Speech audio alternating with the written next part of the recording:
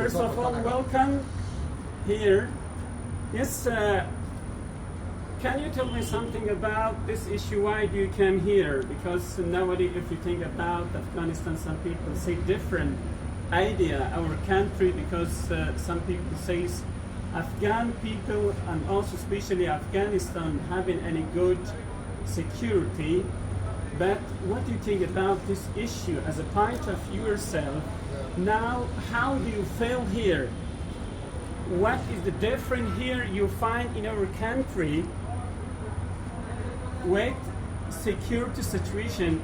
How do you evaluate nowadays our condition, our life condition, our behavior, our social condition, and so on? Yeah, okay, so my name is Christian, I'm coming from Croatia, and this is my third time visiting Afghanistan.